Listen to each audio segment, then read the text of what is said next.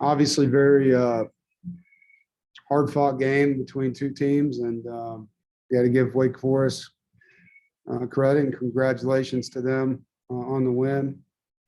We just weren't good enough tonight in certain areas, and our kids fought hard and gave us a chance there at the end, and went down and scored at the onside kick, and I didn't get a good enough view of it. I think if they would have ruled it hard ball, we probably would have kept it. It sounded like it wasn't a conclusive enough deal there at the end, but really the story of the night, we couldn't get off the field on 3rd and long.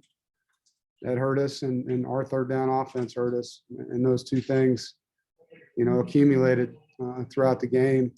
So there were some really, really good efforts in the game, but can't give up 42 points, 45 points and win. And offensively, just took us too long to get going. In the first half, we didn't get enough points on the board. Questions? Questions for Coach?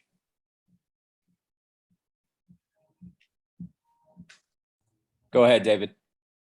Hey, Dave, just looking at the stats, Devin Leary threw the ball 59 times. Was that kind of the plan going in, or was it one of those situations where, take what the defense gives you? No, we got behind, so that attributed to it. But they had some injuries at corner, and we felt like we could run by them, which we were. So it was really more of trying to take advantage of what we were getting matchup wise, with Emeka and a backup corner because their guys hurt. We felt like that was good. And, if we don't turn the ball over, we're moving the football and probably getting some more points on the board. And that hurt us, lose the turnover margin on the road, you're not going to win many games. Go ahead, Luke. Hey, Dave, you mentioned the 3rd downs on defense, especially on that 6-minute drive they had there. Anything you can point to with that? Is that something you have to look at the film, or were there things you could see happening that you Yeah, like? Our corners didn't make any plays.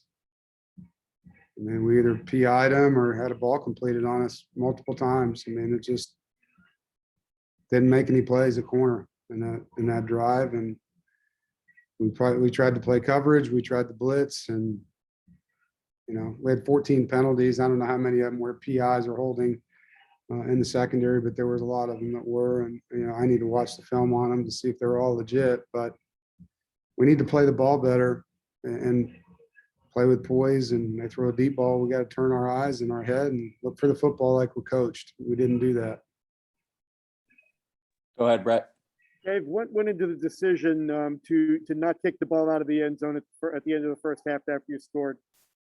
We were kicking into the wind and felt like we could deep squib it and keep them from getting a return. Unfortunately, the ball bounced one time right to the guy. And so it's just a bad bounce, man. And again, we could have kicked it deep and hoped it would have gone in the end zone. Just, usually in a situation like that, you're trying to get, them away from being able to run their return the right way and throwing off the timing of it. And we were hoping that ball would bounce multiple times down the field, not one time right to them.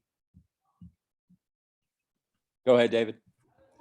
Yeah, it felt like almost every few plays there was, injuries, especially, with your team. Had you ever experienced anything like that in your career with that many concurrent injuries?